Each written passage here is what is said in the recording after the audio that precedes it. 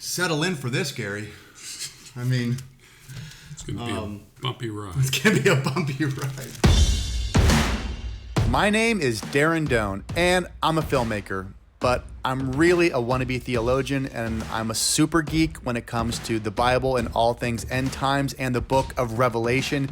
And I had a chance to sit down with this man right here, Gary DeMar, and I truly believe he is, well, I'll just cut to the behind the scenes footage. We'll get the intro going. Here we go. Not every day you sit down and you start your day with, we're going to go through all of Matthew 24 and have who I think is probably one of the best exegete. Did you ever think you'd be called an exegete? No, that's what the word meant. Right. And maybe not to make him feel uncomfortable, so maybe I won't say the best exegete, but my favorite exegete on the biblical text of Matthew 24. I know that sounds geeky. I know that sounds like, what are you talking about? But look, understanding the Bible, knowing what it says, and the context that it was written in is huge. And if you get Matthew 24 wrong, you could end up having some very weird takes on just the world and how you understand the world, the things you see, how you interpret things around you. And so Matthew 24 is, I believe, just a monumental chapter to understand, to stay a very sane, focused, valuable Christian in the sense that you want to be contributing to this world and making it better. And I think Matthew 24 is the key to understanding that. Here we go. And this is Matthew 24. All right, so here we go. This is Matthew 24, and Matthew 21, 22, 23 has undeniably set up Jesus in his house, his temple, looking at the Pharisees and the religious leaders and saying, you've defiled this house. You've defiled it, and you think you're the owner of the house. And you actually are telling me, the Son of God, that I have no right to even be in this house. Yeah, they have squatters' rights. Yeah. You haven't been here for a while. We've, it's been empty. We're taking it over. It's ours now. Right. And Jesus is looking at his home, and it's not just defiled spiritually, although it is, but even physically. Right? I mean, it's probably a mess. Animals, yes. Animal sacrifices, things that shouldn't be being done. It's a mess. And so when you go through Matthew 21, 22, 23, by the time you get to 23, Jesus has got this indictment. He is saying, look, you're all done. And we got to the end of 23, and he says, 39, for I tell you, we back up, Matthew 23, 38. Behold, your house is being left to you desolate. Right. So he's done with this house. Yeah, this is taking us back to Leviticus 14, where the leprous house is being evaluated by the priesthood. Right. Jesus has done this evaluation this twice, which was the requirement. So now he leaves the leprous house. It's now their house, and he's the high priest. Yeah, he is. Yes. Right. So he's come in as the high priest. You're not just drawing a connection of this is kind of interesting because we see this in the Old Testament, in the law. You're saying he's come in as the authority, as the high priest. The Book of Hebrews tells us he's the priest. Right. Again, this is language every Christian uses as far as new covenant Christianity, right? Like Jesus is our high priest. Yes. Right. And many Christians just don't read the Bible this way. Francis Schaeffer always used to use the phrase about Christians read the Bible in bits and pieces.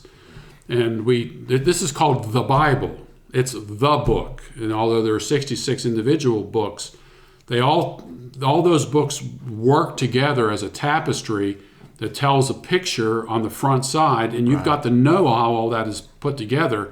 And you want to make these literary connections in order to tell the complete story. Or at the very least, what we've done today, chapter 21, 22, 23, and now 24. Yes. Okay, so that's the setup. Now we get to chapter 24. It says, Jesus left the temple. So that is our setup. Yeah, the chapter divisions here are arbitrary. In many cases, they're very good. They were never part of the original manuscripts. They're just for our ability to communicate about where something is. And so chapter 24 flows right after chapter 23. The context is unmistakable. And it says, and Jesus came out from the temple and was going away when his disciples came up to point out the temple buildings to him. Okay, now that gets lost on a lot of people because the way it's written, it doesn't seem to give us a lot, yet it does, right? It says Jesus left the temple and was walking away when his disciples came up to him to call his attention, my version here, to its buildings. So they come up to him and they somehow call it Jesus, Jesus, Jesus. What's funny, if you read this, Jesus anticipated this. He knew what was going to take place here. Because in 23... And he starts walking away. Right, because in 23, this whole temple is going to be destroyed. Yeah. And he's walking away. And they're like, hey, right, Jesus. Right. But look at how amazing this... But look at the detail. We spent a lot of work on this. This was a beautiful temple, by the way. And it's not done yet. No, it's not. It's not done yet. So, right, this is... And they says they point out... They call his attention to its buildings. Yeah, how could you basically say, and how could you say this about this? I mean, this temple was your idea. I mean, This is God's idea. Right, temple was yours. We were told to build this Yes. and to build it a certain way. Now you're saying that you're going to destroy this temple? Yeah. So the context here is about the temple. Okay. It's about this temple. Okay. This isn't about a future rebuilt temple. This is the temple that was standing here. Verse 2, and he answered and said to them, do you not see all these things? These refers to something that's near. Do you not see all these things? Truly I say to you, not one stone here shall be left upon another which will not be torn down. Okay, now everyone's cool with this so far. Everyone's like, okay, it's pretty clear. It's the temple. I'm following you, Gary. All right, and now he's looking, and okay, and yeah, I've read some history books, and I know that there used to be a temple, it's not there anymore, and yeah, okay. So I'll give you that, okay? He's saying that at some point, this temple is going to be destroyed. No issue yet. As Jesus was sitting on the Mount of Olives, the disciples came to him privately. Tell us, they said, when will this happen? And what will be the sign of your coming and of the end of the age? Now, some translations do say world. King James says world, but Right. the New King James says age. Okay. There's no other way to read it in terms of the Greek. The Greek word for world is cosmos. Okay. It's a word we use today, cosmology, and so forth. We're going to study the cosmos. We're going to study Yes. everything out there. Yeah. Carl Sagan wrote a book called Cosmos. It Right. was about the cosmos. Right. So it's a very, very popular word, very easy word to understand, but that's not the word that's used here. Okay. The word that's used here is aeon. We get the word eon, which is a period of time. Okay.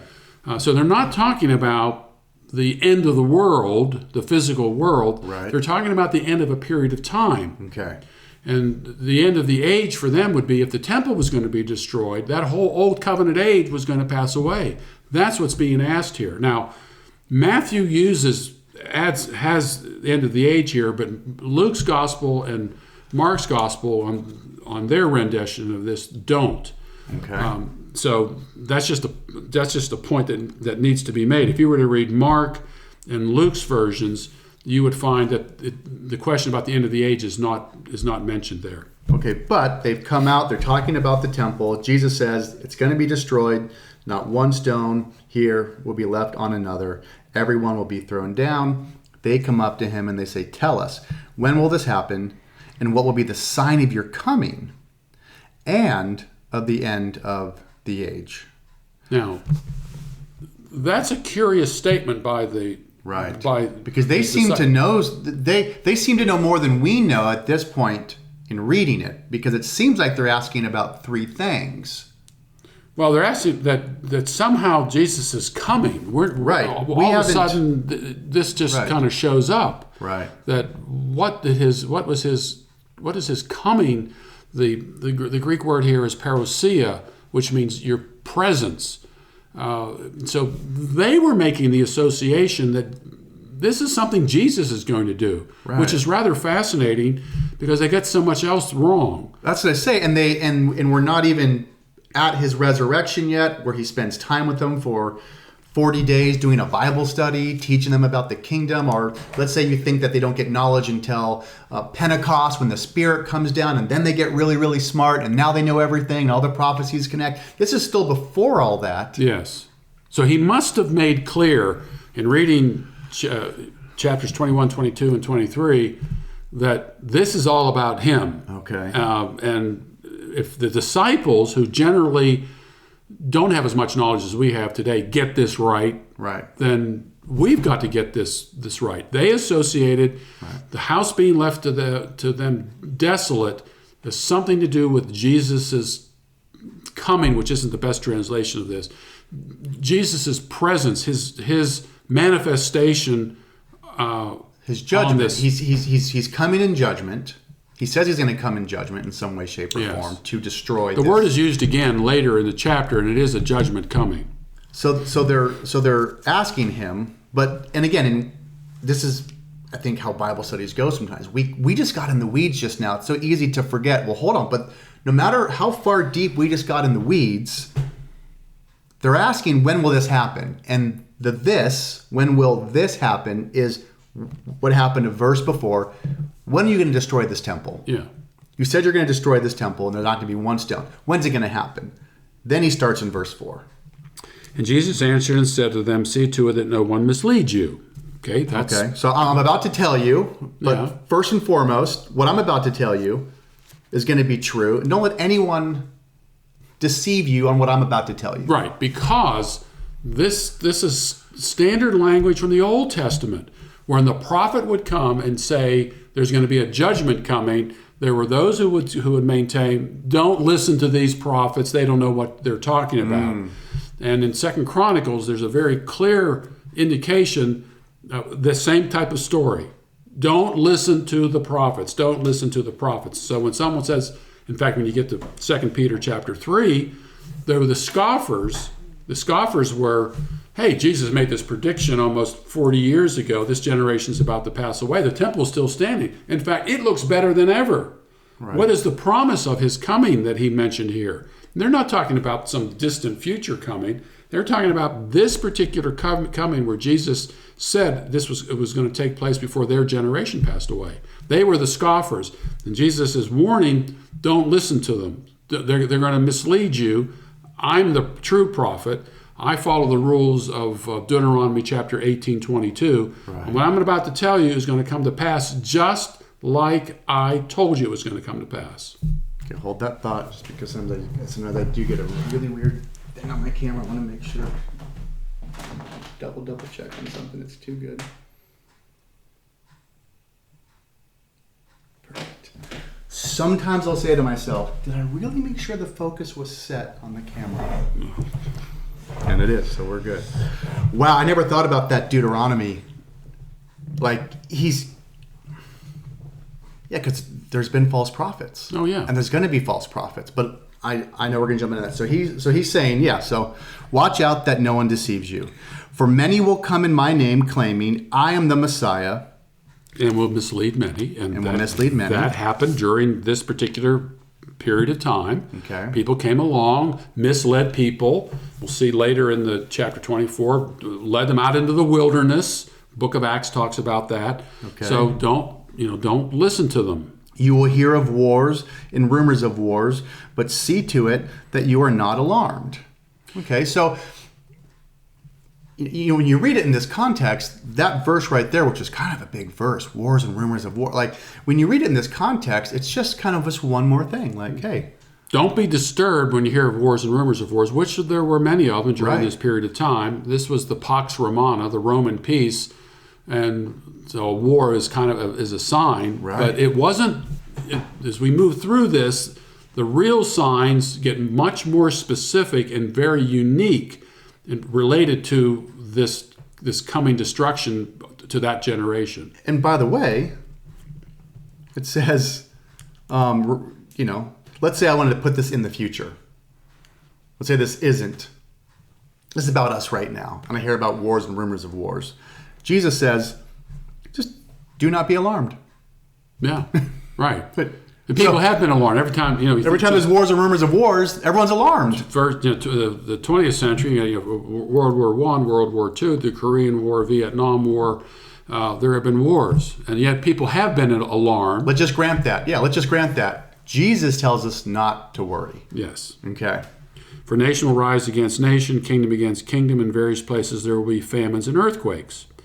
And this is, again, very specific. And if you look at, I believe it's Acts chapter 11, just to indicate here, again, if you compare Scripture with Scripture. So it's in this time frame, it's within this generation, and you're saying the book of Acts tells us, obviously, the story continues. If we read Luke goes right into the book of Acts. They're companion books, right? Yes. The Gospel of Luke goes into the book of Acts. In the book of Acts, we see, you're saying that we actually see famines and earthquakes? Yes. In fact, remember, Luke is an evidentiary writer. He's putting all the pieces together. He says, I searched all this out from the beginning. And so verse 27, Acts chapter 11 says, now at this time some prophets came down from Jerusalem to Antioch. And one of them, named Agabus, stood up and began to indicate by the Spirit that there would certainly be a great famine all over the world. And this took place in the reign of Claudius. So Jesus says here, there will be famines and earthquakes. And there were earthquakes. At the time of Jesus' crucifixion, there was an earthquake. Right. At the time of his resurrection, there was an earthquake that moved the stone. Right. Earthquakes in the book of Acts. Throughout that history, that Mediterranean in that region, area. Yeah, just that area. There's earthquakes. No doubt about that. We're going to come back to this Acts 11:28 passage when we get a little further in here, because it's very important. There's a very important word that's being used here for our understanding as well. Okay, so I'll give you famines and earthquakes because you just went to the Bible and you showed it. Okay. But nation will rise against nation. I don't see that in the book of Acts. I don't see a nation rising up against... I mean, it reads to me like not a nation will rise against another nation, but it says nation will rise against nation. So when I read that, and correct me, it sounds like all the nations are going to be rising up against nations. It's kind of like it's a world war, and all the nations are rising up. How do we answer nation? I don't see that. I believe what Jesus is describing here is the fragility of the Roman Empire. Okay. Remember, the Roman Empire is an empire of nations that were conquered. And so you got Northern Africa, Israel. Remember, there were the Zealots in Israel trying to overthrow. There were all of these groups, the Germans. And Rome was always sending people to squash something, I'm assuming. Oh, yeah. Because but what did you call it again? The Pax Romana? Romana, the Roman peace. Right. And they kept peace how? They kept peace by sending the military in there and keeping the peace. Why was Pontius Pilate? Pontius Pilate's the governor in Judea. And so he's sent by Rome in order to what? To keep the peace. And there were other Pontius there were all over. Because their job was to keep the put peace. down keep rebellions. Keep these nations from warring against, number one, the Roman Empire, and probably warring against one another, trying to gain territory within the Roman Empire. Okay. So this is an unusual language, especially if we understand the Roman Empire at that time. So at this time frame, you're going to hear about wars and rumors of wars, and that ties in with the idea of nations having, trying to rebel against Rome, or it's wars, rumors of wars, because this nation is rising up against this nation, and they're fighting kingdom against that kingdom. So that's the mess. It's all kind of one mess. It's not individual. It's all kind of one thing. It's the way empires keep control. Got it. If you come in there and you take over a nation, right, and then you put your soldiers in there, there's constant rebellion going on. If you look at it, even Israel, even after the destruction of Jerusalem, you had Jews that were fighting against the Romans. Masada, which in AD 73, which is a huge battle that took place, and it took the Romans a long time in order to take care of these Jews who were coming at nighttime into into Jerusalem and killing Romans. There's nothing unusual about this at all. And between the Old Testament and New Testament, we still have that whole story there. And you have the Maccabean revolt, and you have those stories happening, and the Old Testament ends with Cyrus in power. Yeah, Book right? of Daniel. It's Persians, right? It's Persians at the end. Yeah. When we get to the New Testament, all of a sudden there's no Romans. Yeah, the Greek Empire is displaced by the Roman Empire. You had the Medes and the Persians, displaced by the Greeks, and then you had Babylon displaced by the Medes and the Persians. Right. So this is all taking place within that geographical area, which at this period of time was the Roman Empire. But Jesus says in verse 8, all these are the beginning of birth pains. What does that mean? All these are the beginning of birth pains. Any birth pains? Well, Jesus is describing what happens with a woman who gets pregnant, but as she gets closer and closer to her pregnancy, there are certain signs that are taking. It's not the birth yet. Not the birth yet. These are just signs. You lead up. You don't panic. You don't say, "Oh, you're having contractions. We're having the baby." It's coming. Yes. It's coming. Okay. And then they will deliver you up. Now, verse 9. It's very important that we understand the audience references in these passages. We didn't talk much about it through Matthew 21, 22, and 23, but Jesus uses the second person plural throughout those chapters. He is talking about them. Right. And you look at verse 6, and you will be hearing of wars and rumors of wars. See that you are not frightened, for those things must take place, but that is not yet the end. And verse 9, then they will deliver you up to tribulation, and will kill you, and you will be hated by all nations on account of my name. And again, this took place. You read about it in the book of Acts. The Apostle Paul, he was constantly persecuted. Right. He was constantly delivered up to tribulation. You had Stephen, who was the first Christian martyr. Right. You had James under Herod, who was killed, and Herod said this. He saw this please the Jews. Right. Yeah. So again, this took place during this particular generation, and this was a birth pang. This was something. It was a prime indicator that you could look at. It was empirical knowledge that you can understand that what Jesus was saying was going to take place. But then someone shows up and says, "Okay, Gary, I get that, but and you will be hated by all nations because of me." Yeah, all nations, all the nations. Remember, you get. This is the book of Acts. I understand.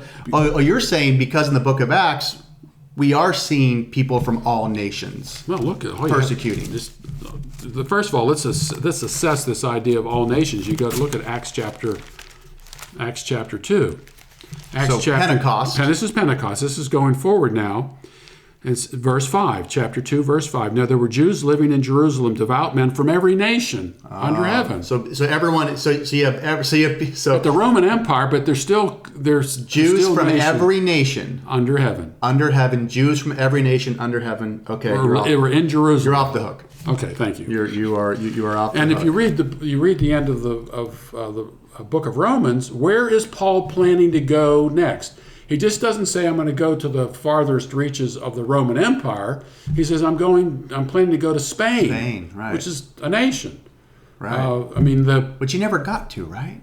We don't think so. No. He's probably ended up in Rome as a result of right. trial. I don't like to use fictional movies when we talk about these types of things as kind of historical reality, but there's some history to all this. And the gladiator, right? Where was he from? Where was the gladiator from? Is he the Spaniard? The Spaniard. He's the Spaniard. Yeah. So even though this is a empire of nations, those nations still exist right. as seemingly independent nations. Israel is called Israel, and if you read the Gospel of John, it's described as the nation of Israel. Right. So.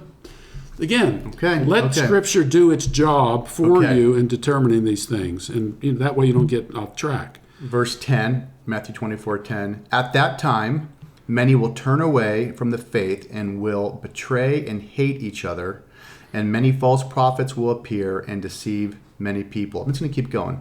Because of the increase of wickedness, the love of most will grow cold, but the one who stands firm to the end will be saved.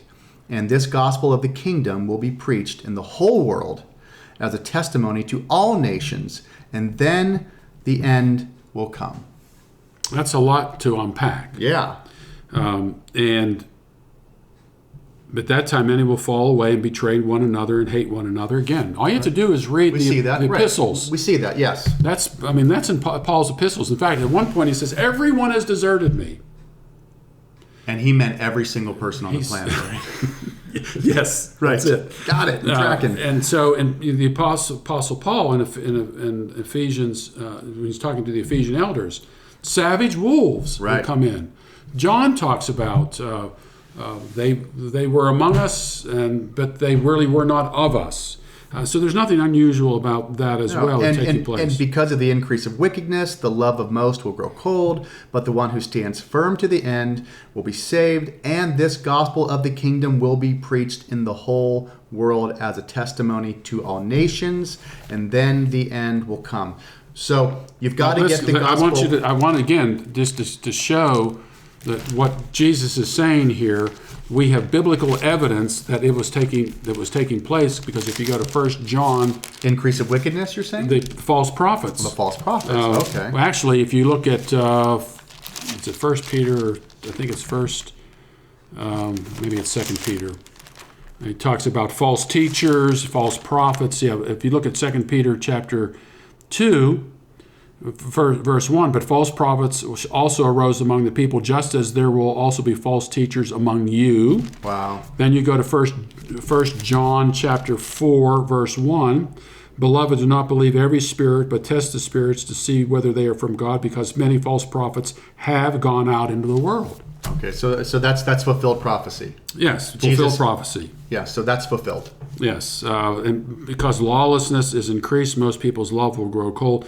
I mean, that's hard to pin down. I mean, lawlessness is always taking place. Why would we expect that lawlessness wasn't taking place in that day? 2 Timothy chapter 3 describes in 7 verses a whole lot of lawlessness that was taking place. But it says that this gospel of the kingdom will be preached in the whole world as a testimony to all nations.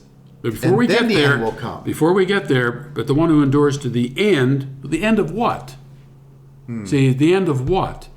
When did we just hear about the end of something? The end of the Verse age. 3. The end of the age. The end of the age. So it's not talking about the end of the world. End of the world. And it is. Well, it can't, because you're saying that obviously this is written to them. They can't endure thousands and thousands and thousands of years. It is he who shall be saved. Now, there's some debate as to whether it means saved in terms of saved from hell, or just plain your life is beginning to be saved. Right.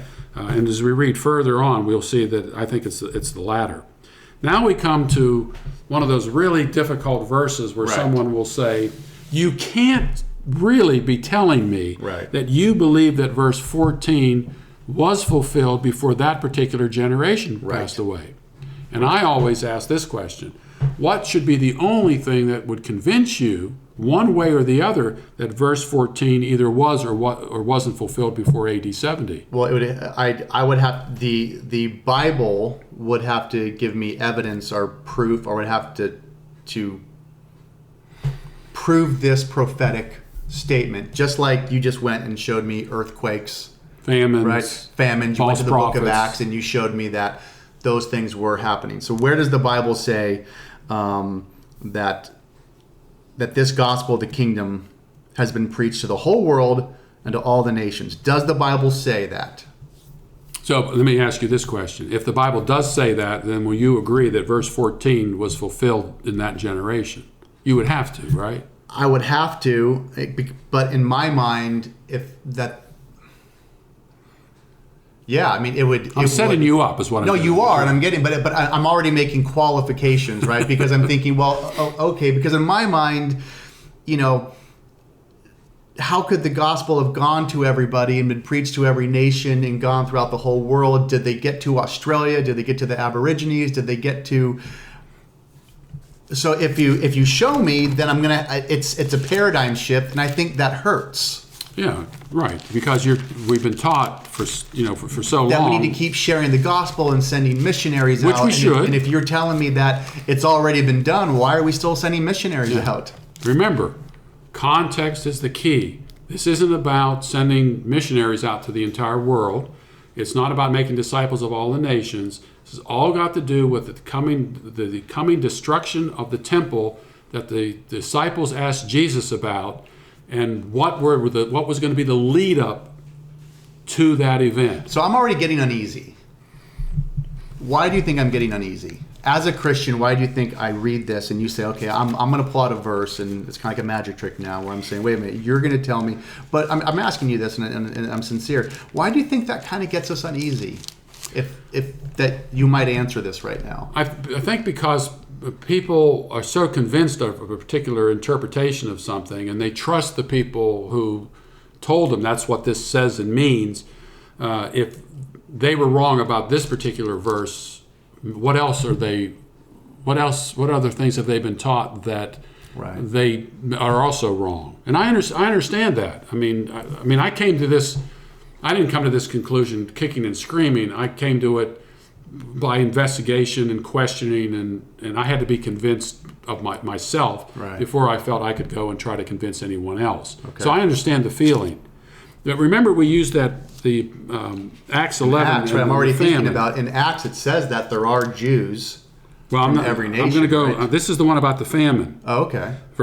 Chapter 11, verse 28. And one of them, named Agabus, stood up and began to indicate by the Spirit that there would certainly be a great famine all over the world. All over the world, the whole world. And this took place in the reign of Claudius. Now, you got to use in this point. There's no magic. I know how the deck is stacked. Okay. I know how to force a card for someone to pick a card. I know how to do that. So I'm gonna pull a card out here, and the card is a little bit of Greek. Okay. Remember, the New Testament was translated from Greek into all other languages, and you have to, if you're going to have a translation, you have to trust you got to look at the Greek in order to find out what the word means. Okay. That word all over the world in Luke chapter 11, verse 28, isn't the Greek word cosmos. It's not. And it's not the Greek word aeon. Earth and the stars and the moon. It's a Greek word oikumene. Oikumene. Yeah. Oikos. There's a yogurt named Oikos. I don't know why it's called, because oikos means house. Okay. Oikumene means the kind of a political boundaries, like a house. We get the word economics from the Greek word oikos and nomos, which means the lawful ordering of a house. Okay. Nomos means law. So in this particular verse, it's oikumene. Oikumene. Okay, then we go to Luke chapter 2, verse 1, that almost everybody is familiar with. So world can be oikumene. Yes. World can be oikumene. World can be cosmos. Yes. Okay. But oikumene is generally used for limited geography. Okay. And in many cases, it's the known, right? The known world. Okay. And if you look at Luke chapter 2, verse 1, now it came about in those days that a decree went out from Caesar Augustus that a census be taken of the whole world. That's what the King James says, and that's what a lot of other translations use. But is that oikumene? It's oikumene. Okay. So it's the known land. The Roman Empire didn't have people in Australia. Right. They couldn't tax the people in Australia as much as they would have liked to have taxed them. They could only tax those within their boundaries. So Luke uses oikumene. He uses it for the extent of the famine. He uses it for the taxation. And Matthew uses the same Greek word in Matthew 24:14, and it's the only time in his gospel where the word oikumene is used. Whole world. Well, inhabited world, oikumene. So I would say here, but you still have to show me where the Bible tells me that the gospel has been preached to the whole world. I will. Okay. I will show you that. But what I'm demonstrating here is that Jesus is not talking about the whole wide world. Okay. He's talking about the oikumene. That is what the Roman Empire Okay. for the then known world. Okay. And some translations actually have here the inhabited world or Roman Empire. I feel like instead of you giving me a bigger picture of the world, you're giving me a smaller picture. I'm giving you a smaller picture of the world. Okay, so you have to show me where, based on Matthew 24:14, that the gospel had been preached to the world. And not only that, but I have to show the nations. I got to prove both of those by the Bible. Okay. So Best of luck. Best of luck. Okay. Now, so let's look at a couple of passages, and let's look at Romans chapter 1, verse 8. First, I thank God through Jesus Christ for all of you, because your faith is being proclaimed throughout the whole world. Okay. All right. Let's look at Colossians. Well, we'll stick in Romans here. Let's go to Romans chapter 16, verse 25. Now to him who is able to establish you according to my gospel and the preaching of Jesus Christ, according to the revelation of the mystery which has been kept secret for long ages past, but now is manifested, and by the scriptures of the prophets, according to the commandment of the eternal God, has been made known to all the nations, leading to obedience of faith, to the only wise God, through Jesus Christ, be the glory forever. Amen. So Paul says that the gospel had been preached to all the nations. Twice in Romans. Actually, also you'll see something else in Romans chapter 10. Wow. Okay. All right. So let's go a little forward here to Colossians. Colossians chapter 1. Let's begin with verse 3. We give thanks to God, the Father of our Lord Jesus Christ, praying always for you, since we heard of your faith in Christ Jesus and the love which you have for all the saints, because of the hope laid up for you in heaven, of which you previously heard in the word of truth, the gospel. Gospel, right? Which has come to you, just as in all the world also it is constantly bearing fruit and increasing. Okay? Now let's look at verse 23, Colossians 1:23. If indeed you continue in the faith, firmly established and steadfast, and not moved away from the hope of the gospel that you have heard, which was proclaimed in all creation under heaven, and of which I, Paul, was made a minister. But just in case we missed it earlier, the world, okay, maybe it's oikumene, maybe it's a local, now Paul is saying under all of everything under heaven. So that the gospel has somehow been preached, reached, made manifest. It's in the whole world. So I immediately have to then say, okay, then the whole world doesn't mean the whole world. Doesn't mean the whole globe. It doesn't mean it means the whole world globe. of their day. The means word the world, the word world in English and in Greek, English, they're probably, I wrote a book called Myths, Lies, and Half-Truths, and I think I found 10 different ways the word world is used. So now a lot of people read that, and a lot of people will say, I never saw that before. Yeah, and I remember when some of those verses I was looking at that, and again, I remember this kind of uneasy feeling of again, I don't know why it's kind of frustrating, just because I guess in a lot of ways I feel like, and this is so hard to do and say because Jesus says this, we just went and looked at verses. If Jesus didn't mean the whole world, then what did he mean? But if he meant the whole world, and we think we know what Jesus means by that, Paul says 3, 4, 5 times that this gospel has been preached, it's gone out, it's done that. I guess for some reason I feel like I'm not allowed back in church, because I feel like now I'm doing something wrong in that, because I can't. But I mean, it's right there. This doesn't even seem to be controversial. It just seems to be contextual. It seems to be an area where we haven't really put the right context. We're letting the Bible speak for itself. Don't we don't speak for the Bible. We let the Bible speak for itself. You write a book, you do a movie. Right. You don't. You say, I don't. You're not speaking for me. This is my. This Right. is you. You take my literature. You take my metaphors. You take. Right. You take the way I do things. This Right. is mine. If you Right. want to do your own movie, Right. you do your own movie and write it your own way. When I say in the beginning, I get to set what that beginning is of my story in my film. That's right. This is the beginning. Right. You've got to let God speak. I mean, you're talking. Look, when you start criticizing God's word, you're criticizing God. And you go 1 Timothy chapter 3, verse 16, and by common confession, great is the mystery of godliness. He who was revealed in the flesh was vindicated in the spirit, beheld by angels, proclaimed among the nations, believed on in the world, taken up in glory.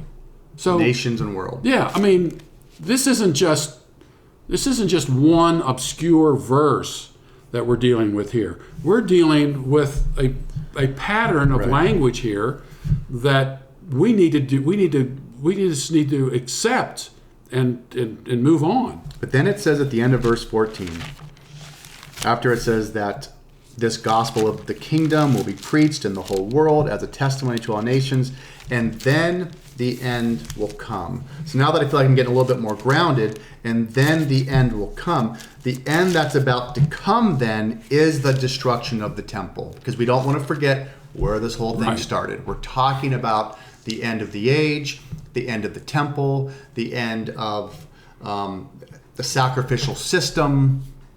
Yes. All coming to an end. It's that context. It's like when Right. you go watch a movie and it says the end. Right. You don't leave the movie theater and look out and think out that's going to happen is that everything is gone. Right. It's just the end of the movie. So the end of this movie, the end of this story that Jesus is telling is The end of the age. the end of the age, and the end of the age will be signified by the destruction of the temple, because as all Christians believe, we are now the temple. Yes. We are now the holy temple. We're now the holy priesthood. The Spirit takes residence in us, not in a temple anymore.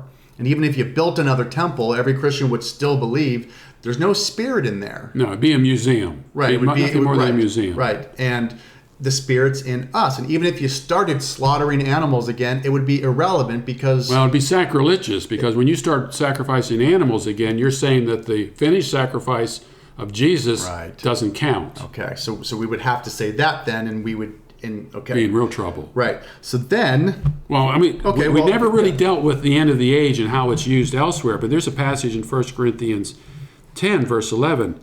And Paul is rehearsing Israel's history and Israel's mistakes, and he says, don't you make the same mistakes.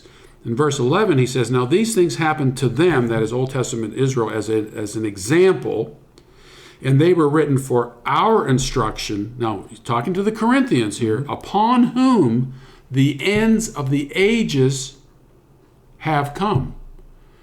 So Paul is saying that they're living at what is the precipice of the end of something, and it was the end of the age. And in the book of Hebrews, But again, we don't want to, again, you go into Hebrews because, again, the end of the age is going to be the end of the old covenant system. And the old covenant system is completely seen and experienced in the temple. Yes. And Hebrews chapter, and by the way, the book of Hebrews is all about this, the end of the old covenant era. You read the book of Hebrews, and the book of Hebrews is an encapsulation of what Jesus was getting at in the Olivet discourse in the end of the old covenant age. And he's saying in Hebrews, don't go back. Don't go back to that temple, right? That's the whole thing. Don't go back to the sacrifices. Don't be... Yeah, maybe times are getting a little tough. There's persecution, and maybe you're looking over, and this is another piece of context here. There was a war beginning to build, right? The Jews did not want to be under Rome. Ultimately, they didn't. So even though they were in bed with them, it's a difficult relationship. Yeah, it was. Yes. And then, so in Hebrews chapter 9, verse 26, it says, otherwise Jesus would have had to suffer often since the foundation of the world, but now, once at the consummation of the ages, he has been manifested to put away sin by the sacrifice of himself. So we get these little snippets of the end of what? The end of the age, the end of the ages, the consummation of the ages. And so, But again, not losing sight of the end is going to be, you can't have an end of this age unless you know what the age is. And the age is the old covenant system with sacrifices. And represented by the temple and everything it represented. Right. So when that goes away, right. That's what has to come to an end. Yes. That is the end of the old covenant age. And that end was coming in bits and pieces. No longer any circumcision. You don't have to do animal sacrifices. Those were all a lead up to the destruction of Jerusalem. So then you get to verse 15.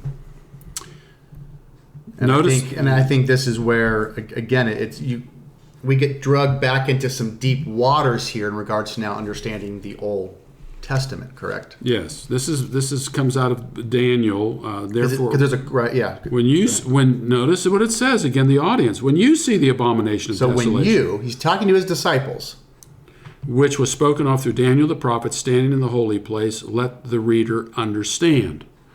Again, so he's talking to disciples, so when you see standing in the holy place, so in the temple, in the temple, right, the abomination that causes desolation, so the thing they're going to see is this thing or this person or this entity that is an abomination that causes desolation. When I see desolation, I'm going back. Your house is being left to you desolate. Your house is being left to you desolate. Okay, so I already know the story. Bells should be going off, right? Right. But he's quoting Daniel. Yes. Okay, so he's saying, so this is where it's all kind of, you have to put some pieces together here. When you see standing in the holy place, the temple, the abomination that causes desolation, didn't he already say to the religious leaders that you are the ones who are causing this place to be? Oh yeah, they're the ones They're the ones that are the abomination that's bringing about the desolation. Right, they're the squatters. Yeah. A lot of it's interesting. A lot of commentators who do apply this to the destruction of Jerusalem in AD 70 will say it was the Roman legion around the temple and their ensigns that had, right. and they had figures and on it, and they worshipped them, and so they bowed down to them and all that. All the unclean, right? Yeah. And I think, well, wait a minute here. Why would God destroy the temple for something the Romans did? That makes absolutely no sense. Israel has to be guilty of this in order for God to bring judgment upon the temple. Not something the Romans did. The Romans would say, we didn't do this. This is something that was done to the temple. In fact, if you look at Luke chapter 21:20, Rome is a part of this, but only as a sign. So Luke chapter 21 is the equivalent of Matthew 24. So in Luke's gospel, chapter 21, this is the same recorded event. Yes. But the way Luke has it written down. Luke has some elements that Matthew doesn't have, and Matthew has some elements that Luke doesn't have.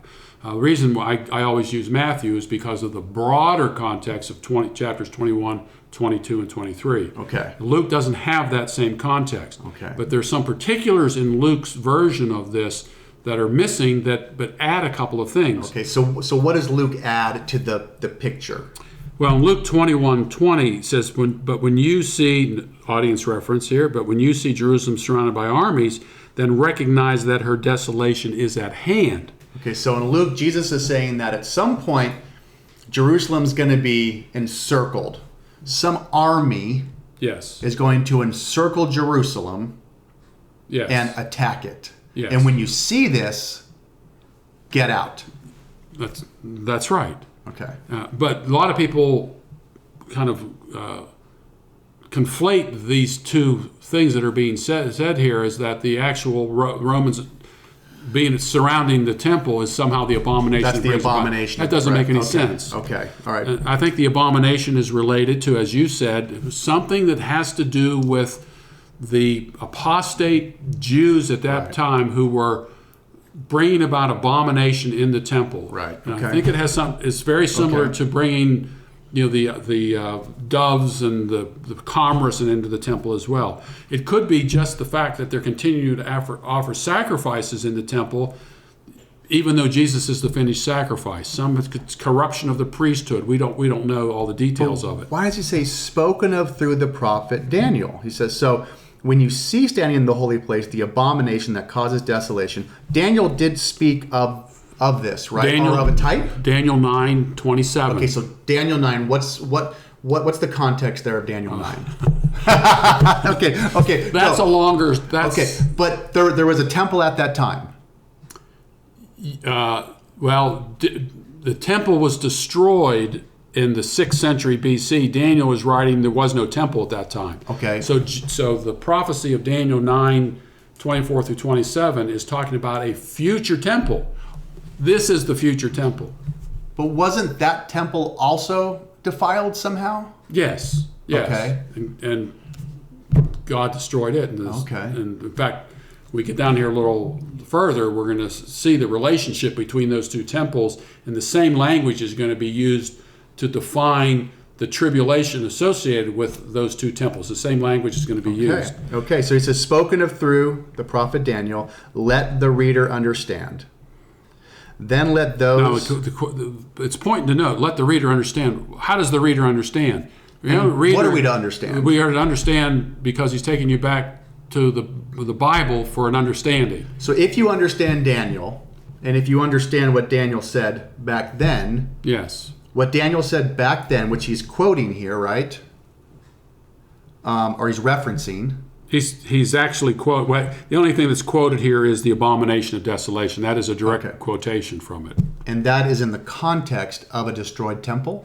It's a context of a prophecy related to a coming temple. Temple was destroyed by the Babylonians, 586. All the instruments of the temple were taken into Babylon. They come back from the exile. They rebuild the temple, and it's kind of in disarray during the Maccabean period. Then that one of the Herods comes along and begins this rebuilding process. But the prophecy in Daniel is about what's going to take place with the destruction of Jerusalem in AD 70. So he says, let the reader understand. If you understand, once again, this is the context we're talking about. Right. The temple. Yes. And he says, and if you understand that, then you know that the temple is going to be destroyed. You know that war is coming, or in some way, shape, or form, judgment is coming, right? Or else he couldn't then say after that, let the reader understand, then let those who are in Judea flee to the mountains. Why would you flee to the mountains? To escape it. To escape it. And think about it. You only had to go as far as the mountains to escape it. This is obviously a local judgment because you could escape this on foot. And actually watch it. You could watch it. You could watch the flames. This isn't a worldwide tribulation that's taking place here. This is local. Does this mean if this were worldwide? Does it mean I've got to go to Judea in order to go to the mountains in order to escape this? The people who escaped this could get to the mountains on foot. And we're going to see some other localities here. Yeah, because it says, let no one on the housetop go down to take anything out of the house. Meaning, he just said, get out, flee to the mountains, right? And when's the last time you were on your housetop, other than to fix maybe a leak? This is representative of the way people lived during that period of time. So they lived in the first century. You lived flat roofs. Flat roofs. Those were often used. We have patios today. You have a really nice patio out there, but they used their it's a nice one. They used their rooftops. In Right. fact, there's an incident in the Gospels where Jesus is in a house and he's and there's a crowd around, and there's this sick man that these people want to bring in for Jesus to heal. They can't get in because of the crowd. So what do? They go up on the roof, right, and then they lower him down. Amen. So this is contemporary for that particular period. So it's saying, of time. if you're if you're on your patio hanging out, don't go inside and grab a bunch of things. When the time comes, if you're hanging out in your patio, get out. Yes. Go. Yeah. Move.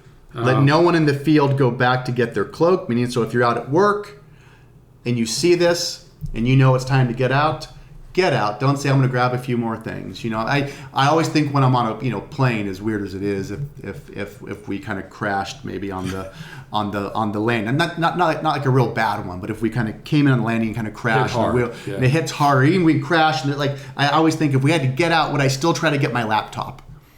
I would. I always think, right? And Jesus is saying, this is so beyond this moment. Yeah, leave the laptop behind. Go. Yeah. Okay, so he's saying you have go. Dropbox, Right. you can always download it on your computer. Exactly.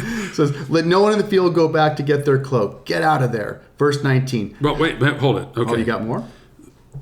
What does this remind you of? Now, I'm just going to. This is just real quick, and I'm doing this to try to get Christians to understand that the Bible just has a lot of interesting stuff to see that we miss because we don't see the relationships between things. In Revelation chapter 11, notice how Jerusalem is described.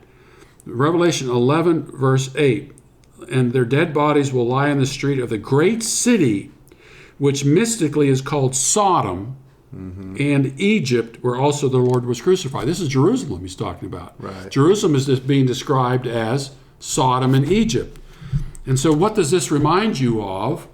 To escape with Lot escaping, and what does his wife do?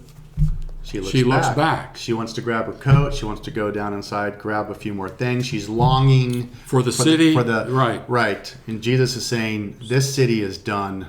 Right. So this out. again, Okay. all of this begins. Okay. And verse 19, but woe to those who are with child and to those who nurse babes in those days. There's nothing, it's just too significant about it. There may be something that maybe Jim Jordan would find and tell us what it is, but I don't know what that is right now. I think we're back to birth pains. Yes, that's probably it as well. Right. Verse 20, but pray that your flight may not be in the winter or on a Sabbath. And again, the Sabbath reference here is unique to that period of time. Here, right. We don't celebrate the Sabbath, but in those days, you could only go so far on the Sabbath day's journey. Right. So there were restrictions in those days, and not that things got that bad, but right. I don't know how that would do. For then there will be great distress, unequaled from the beginning of the world until now, and never to be equaled again. So we're gonna end on this one and take a break. So why don't you wrap this up? Because again, it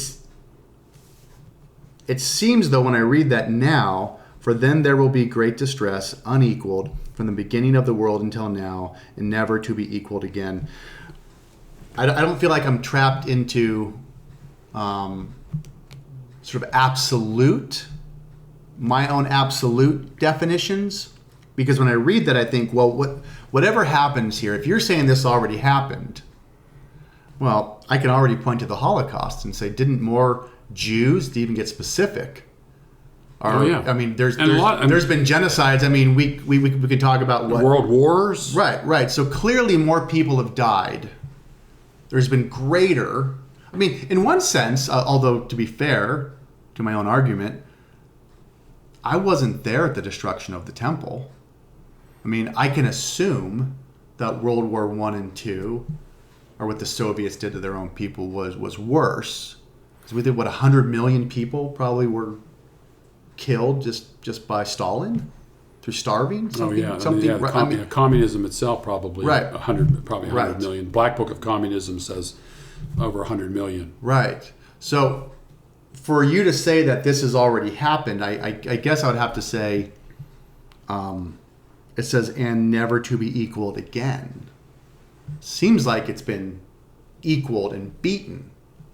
Depending on what is this describing here? Jesus is talking about the end of the age related to what was the most significant things. See, that's what for the covenantal now Jew. I'm tracking on that, right? Yeah. So this is, I don't think, hearing you say that, what I'm not taking into consideration is this is still for these people, And this would be the absolute monumental, this is the moment, the end of the temple, the end of Jerusalem, the destruction. There